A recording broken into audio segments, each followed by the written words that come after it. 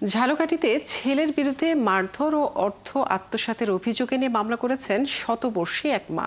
বৃহস্পতিবার Jhalakathi senior judicial magistrate আদালতে ১১০ বছর বয়সের আমিরুল নেসা বাদী হয়ে ছেলে ইউনুস মোল্লার বিরুদ্ধে মামলা দায়ের করেন।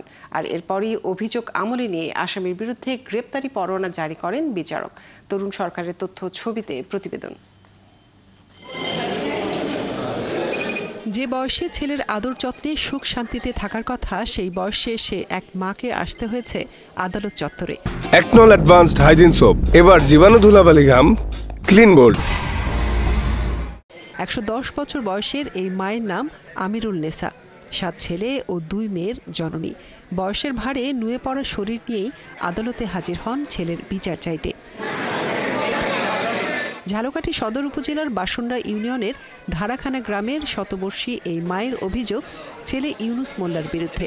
তিনি জানান, ৩ বছর আগে জমি বিক্রির ৩ লাখ টাকা জমা রাখেন ছেলের কাছে। গত ১২ জুন সেই টাকা ফেরত চাইতে গেলে তার ওপর চলে অকথ্য নির্যাতন। এক পর্যায়ে তাকে লাথি মারা হলে অসুস্থ হয়ে হাসপাতালেও ভর্তি হতে হয়। এরপর সুস্থ হয়ে ছোটেন আদালতে।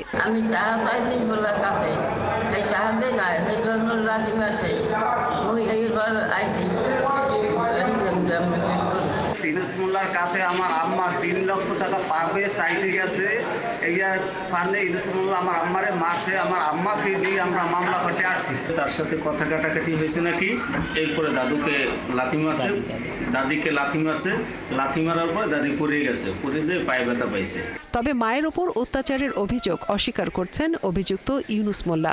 সম্পূর্ণ মিথ্যে কথা, এবং এটা আমার মা তো গর্ভবতী মা, আমার 10 বছর 10 দিন পেটে রাখছে। আমি এই মায়ের কখনোই আমি মারতে পারি না, কখনোই যদি মাইরে যাই তাহলে যেন আমার হাত পা যেখানে যাচ্ছে লাগিয়ে যায়, একদম ধ্বংসই যাই যেন আমি। এমন একটি ঘটনায় অবাক হয়েছেন আইনজীবীরা। আর বিষয়টি আমলে নিয়ে দ্রুত আসামির বিরুদ্ধে গ্রেপ্তারি পরোয়ানা জারি করেছেন আদালতের বিচারক। মামলার গভীরতা অবলোকন করতে পাইরা এই ঝালকাঠি সিনিয়র জুডিশিয়াল ম্যাজিস্ট্রেট আদালত মামলাটা আমলে নিয়েছেন, সরাসরি এফআইআর দিয়েছেন এবং ইউনুস মোল্লার বিরুদ্ধে ডাব্লিউ ইস্যু করেছেন। মায়ের ওপর এমন আচরণে ক্ষুব্ধ এলাকার মানুষ দাবি তুলেছেন ছেলের দৃষ্টান্তমূলক শাস্তির। মনিরা কাজুরি, ৭১।